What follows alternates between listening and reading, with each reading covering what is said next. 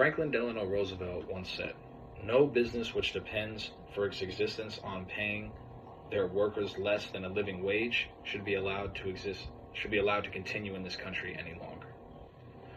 One thing that Franklin Delano Roosevelt was right about is that paying your workers less than a living wage is completely wrong.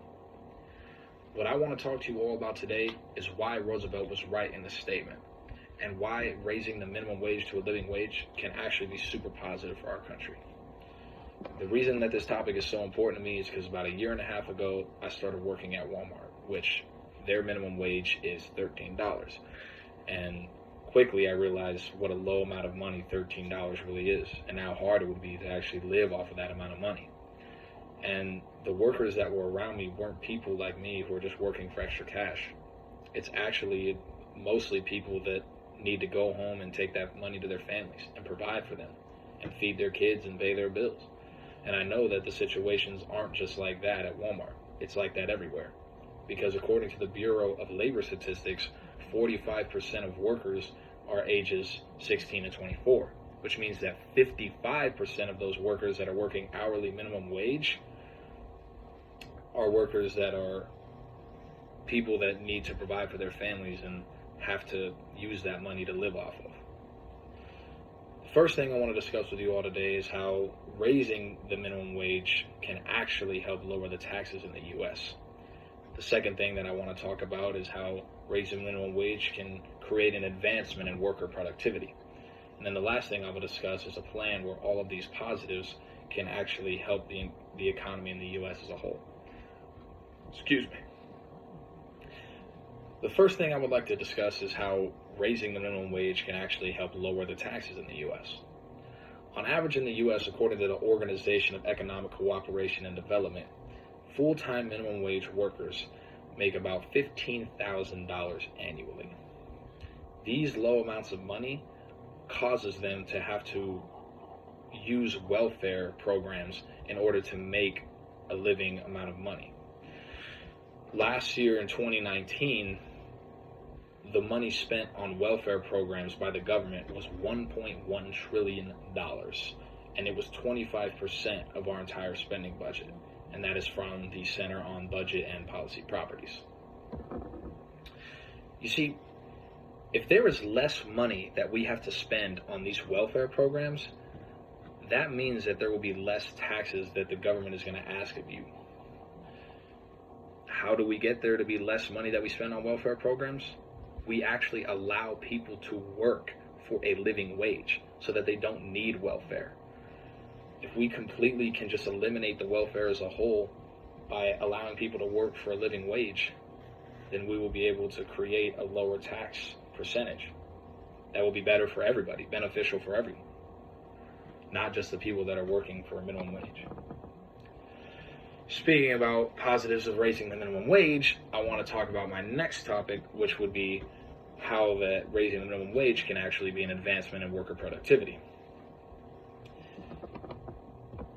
If you actually look at a study by the EODC, or by the CEPR, for the Center for Economic and Policy Research, showed that if you use the 1968 minimum wage as a benchmark, you can see that if employees were paid based off their productivity, in 2012, the minimum wage would actually be at $21.72.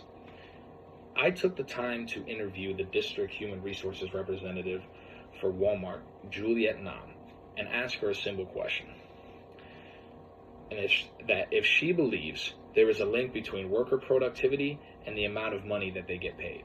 And she had this as an answer. I quote, "The reality of it is no one is going to give you their full effort at a job where all you're going to get is money that is practically worth scraps.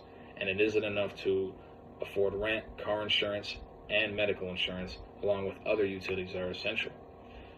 End quote. What I took away from her saying this is that when you pay workers a low amount of money, that causes them to give their minimum effort, and they don't feel motivated to actually work hard and give you their all at a job. You see, if you offer somebody a living wage, they are going to work for that. Because when you're offering a working wage as a company, you can be very pick and choose about who you hire and who you fire based off of how they are working. So when you're paying a living wage, you're only going to give that money to people that are going to work hard. Finally, I'm going to discuss how this all comes together for the economy to become better. Like I said, raising the minimum wage can actually lower taxes and help improve worker productivity. But how does this all work into the economy becoming better? Well, when you look at lowering the welfare, as well as giving people a job that is going to allow them to work for their living wage, as you use less welfare money, you're going to see that the tax is lower and people are going to be making a living wage, which means that you're actually lowering the poverty level in the U.S., which gives us a better look as a country.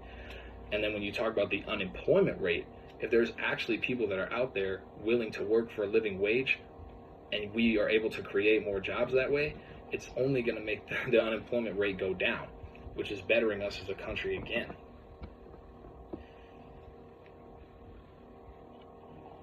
In conclusion, the summary is that the reason that what I've discussed with you is how raising the minimum wage can actually lower the taxes in the U.S., how it can advance worker productivity, and make the country better as a whole economically. The last thing I wish to say to you is that all of you take what I've said today seriously and not just as an assignment for class, and you all have a wonderful day. Thank you for listening.